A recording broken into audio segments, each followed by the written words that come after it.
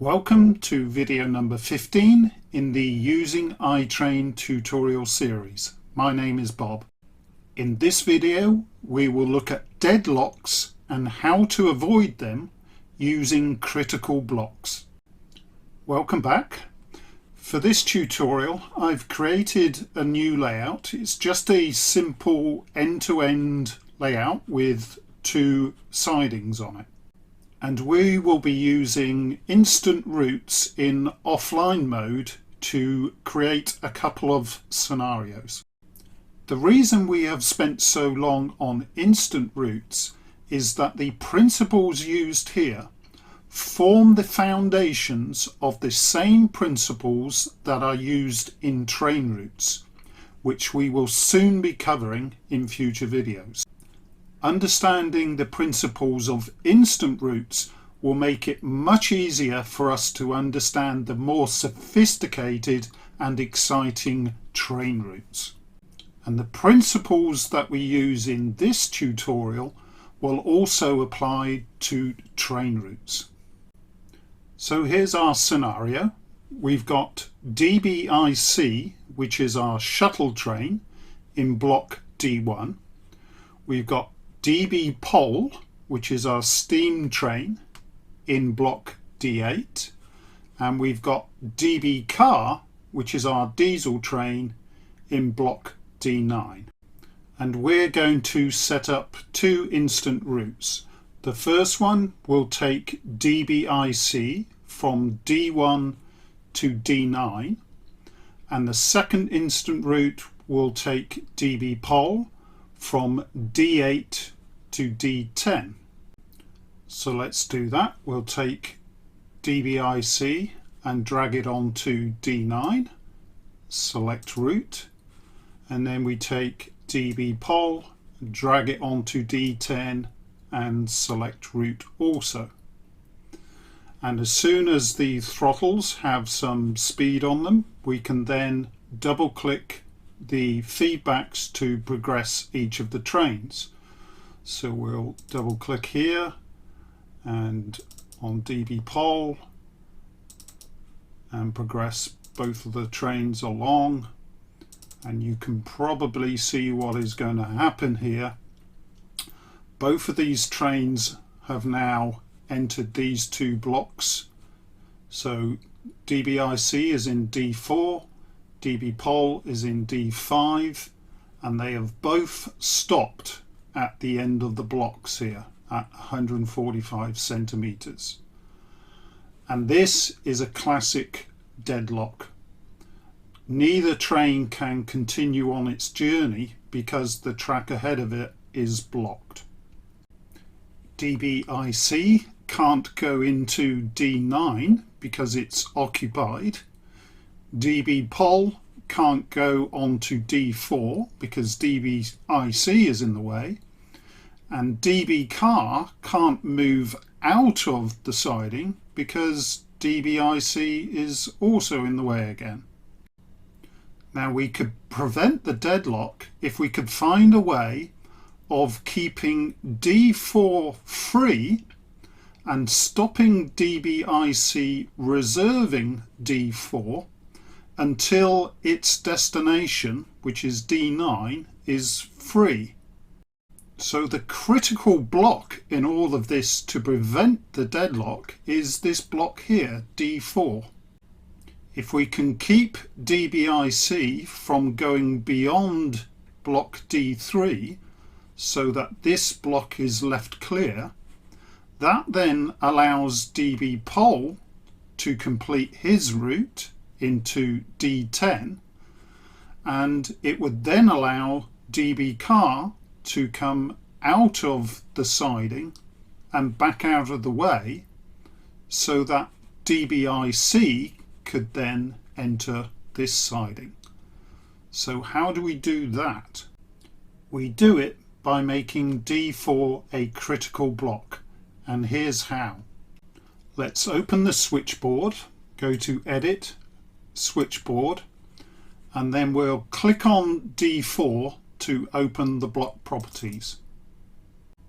So just to recap, DBIC will be travelling from D1 and into D9. And we want to prevent it reserving D4 unless D9 can also be reserved. In other words, if D9 is occupied or reserved by another train, we want to prevent DBIC from reserving D4. The direction of travel for DBIC is D1 to D9. So when it passes through this block D4, we can see that it is travelling in the direction next. We know that because of the two dots on the block symbol here. So it's travelling in the direction next. So the tab that we want to be interested in is this tab here called Direction Next. And in this tab down here you have the option to select this block D4 as the critical block. So we just click on it and now we press OK, and D4 is now a critical block. So by definition, a critical block cannot be reserved unless the block that follows it can also be reserved in the same move.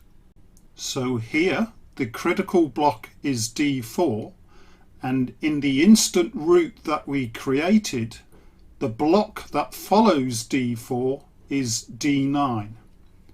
So D4 will not be reserved unless D9 can also be reserved in the same move.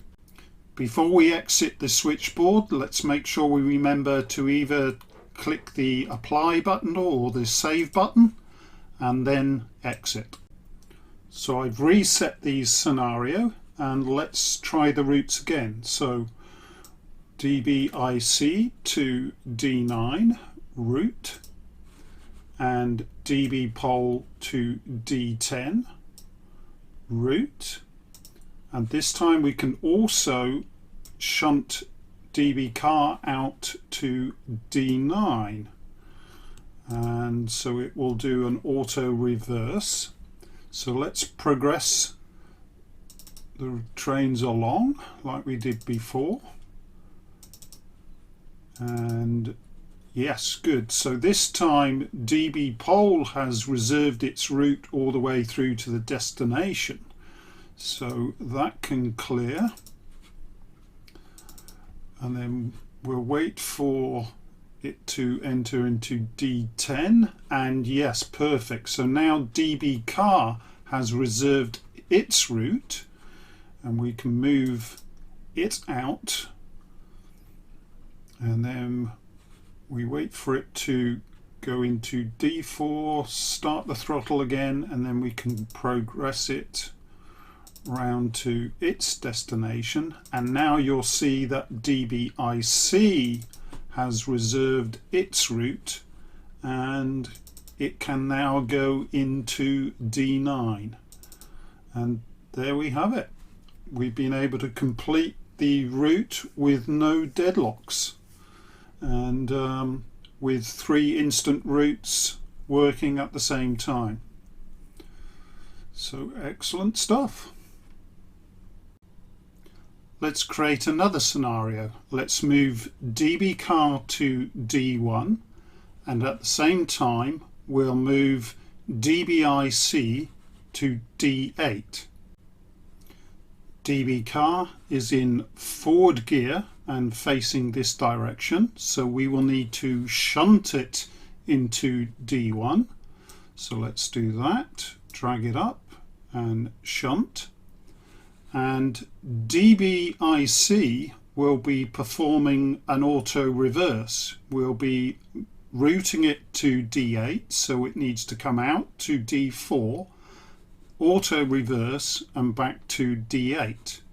Now DBIC is a shuttle train, so it's capable of moving forwards and backwards in the same way. So there is no need to shunt a shuttle train. We can route it in either direction.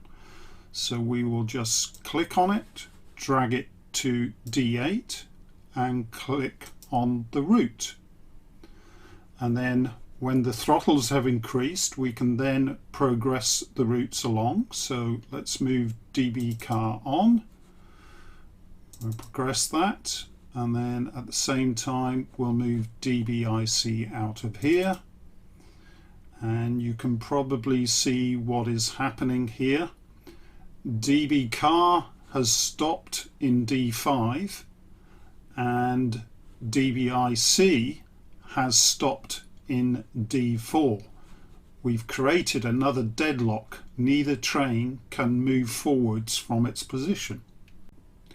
DB car can't move forward to its next block because DBIC is in it, and DBIC can't move on to its next block, which is D5, because DB car is in it. So again, there's a deadlock, and the cause of the deadlock is again D4. But we had made D4 a critical block, so why are we getting a deadlock again? D4 is the critical block because if it was free, then D5 will be able to carry on through to its route, and then once it's through, D9 would then be able to move on to D4 and its route would then be free to its destination. Let's go to the switchboard again and have a look at the two routes. DB car is moving from D7 through this route to D1. Fair enough. DBIC is moving from D9 onto D4, then stopping and auto reversing back this way to D8. The deadlock is caused by DBIC reserving this block D4. So again, we want to prevent D4 from being reserved unless the block that follows it in its route can also be reserved. So this scenario is a bit of a head twister, isn't it? We need to get our heads around what is actually happening here so we can understand how to prevent the deadlock. So let's look at DBIC's route again. It's going to go out of D9 in this direction, and then it is traveling in this direction, which is in the direction previous. We know that because these two dots are pointing towards next. We are moving this way, so we must be moving towards the direction previous. So we want to prevent DBIC from reserving D4 when it's moving in the direction previous, and the next block in its route, which in this case is D5, is also reserved or occupied. So again, the route is from D9 into D4. The train is travelling in the direction previous as it's moving through D4. It will then stop, auto reverse, and the next block in the route then becomes D5. So we want to prevent D4 being reserved when the train is travelling in the direction previous and D5 is also reserved or occupied. Again, a real head twister, this one. So if you can get this, then you're set for understanding any kind of deadlock really. So let's double click on D4 to bring up the properties. we're in D4, and this time we are interested in the direction previous. So we look at the direction previous tab here, and we select that as the critical block in this instance and press OK. So now DBIC will not reserve D4 until D5, which is the next block in its route, becomes free. So DB car will be able to reserve its route and then continue on through to its destination, and when it has cleared these blocks, that will then release DBIC to reserve D4 and complete its route out. Boy, I hope you was able to follow that one. So we've made D4 a critical block in the direction previous this time. We need to apply or save to make sure the changes are made, and then we can test the route again. Let's stop the two routes and move them back to their start positions again. Shunt that to there, and we can route this guy back into there. Double click to move the trains and move the trains here. So we'll recreate the route again and see whether the deadlock is avoided this time. So wait for the train to get in there. So we'll shunt DB car to D1, shunt, and then we will route DBIC to D8 route. And we can see that the destinations have been accepted here. D1 for DB car and D8 for DBIC. So let's progress the routes along. We progress this along, and good. So DB car has been able to reserve its route all the way through. So we can complete its route.